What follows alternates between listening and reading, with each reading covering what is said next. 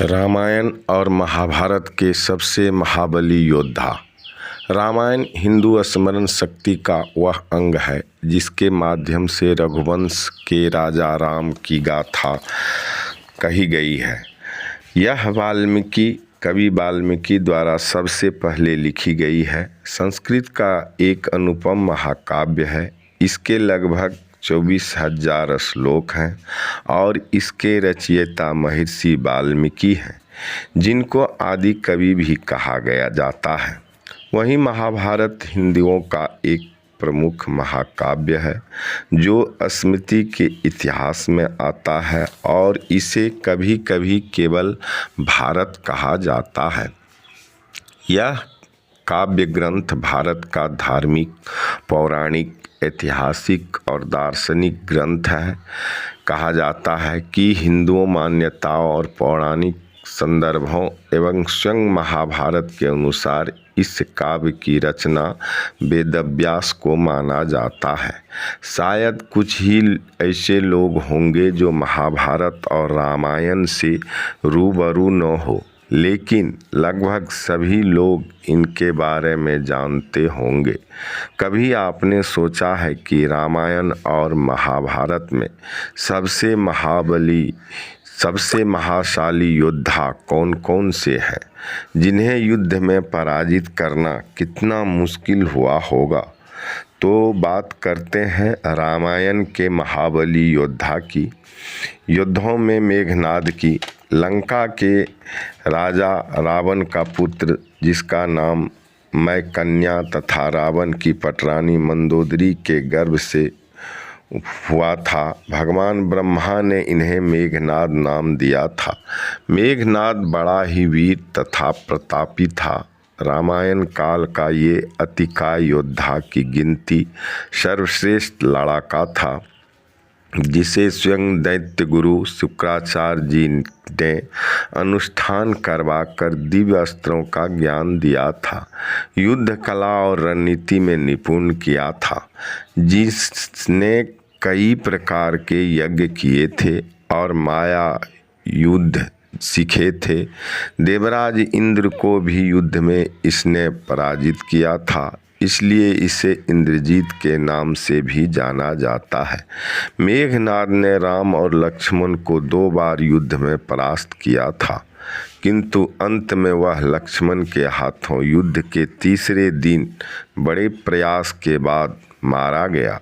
मेघनाद ने एक बार युद्ध में देवराज इंद्र को भी पराजित कर बंदी बना लिया था, जिस पर परमपिता ब्रह्मा के आदेश पर उसे आज़ाद किया गया, जिस पर ब्रह्मा ने उसे दिव्य रथ दिया, जिस पर आरूढ़ मानव को जितना संभव नहीं था इसके पास तीनों अंतिम ब्रह्मास्त्र, पाशुपास्त्र, नारायणास्त्र मौजूद थे, जो मेघनाद को विश्व का दूसरा धनुषधारी शक्ति बनाए हुए थे। मेघनाद से केवल शंकर भगवान ही धनुष विद्या में आगे थे और तीनों लोकों में कोई शक्ति नहीं था जो मेघनाद को धनुष विद्या में हरा सके। पर जब देने वाला ही मारने वाला बन जाए तो बचाने वाला कौन है? रावण एक महर्षि पिता एवं राक्षसी माता केकसी का पुत्र था, जो बाल काल से ही अत्यंत बलशाली था, जिसने अपने दोनों भाइयों के साथ मिलकर परम पिता ब्रह्मा जी से वरदान प्राप्त किया था।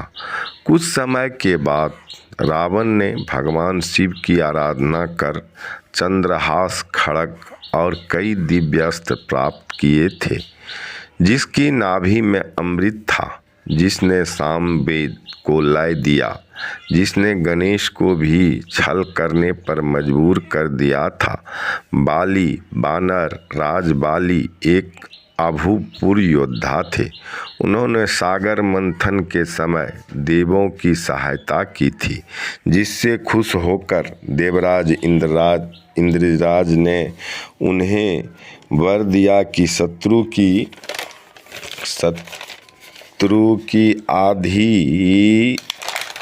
आधी शक्ति उनमें आ जाएगी। बानर बाली ने रावण को भी पराजित किया था। अब बात करते हैं महाभारत के सबसे महाबली योद्धा की। बर्बरीक महाभारत के एक महान योद्धा थे। वे घटोत्कच और अहिलावती के पुत्र थे। इस महाभारत काल के योद्धा ने आदि शक्ति को प्रसन्न कर दिव्य तीर प्राप्त किया था, जिससे बड़ी से बड़ी सेना को एक ही तीर से समाप्त किया जा सकता था। अर्जुन के बारे में अधिकतर लोग जानते होंगे, क्योंकि महाभारत के मुख्य पात्र अर्जुन ही थे। यह महाराज पांडु एवं रानी कुंती के तीसरे पुत्र थे। अर्जुन सबसे अच्छे धनुर्धर और द्रोणाचार्य के प्रमुख शिष्य थे। जीवन में अनेक अवसर पर उन्होंने इसका परिचय भी दिया। भीष्म गंगा और राजा शांतनु का पुत्र देवव्रत भगवान परशुराम के सर्वश्रेष्ठ शिष्य थे। इनके वेद की शिक्षा देवगुरु बृहस्पति ने दी थी। इन्हें इच्छा मृत्यु का वरदान प्राप्त था। सत्यनिष्ठ एवं गुरु कृपा के कारण इनको इनकी इच्छा विरुद्ध पराजित करना संभव नहीं था। ऐसे बहुत सारे महाबली योद्धा थे जिनका की परिचय मैं अगले वीडियो या प्रसंग में दे चुका हूँ। यदि आप नहीं देखे होंगे तो अवश्य देख लेंगे, जिनका शीर्षक है महाभारत में सर्वश्रेष्ठ योद्धा कौन था।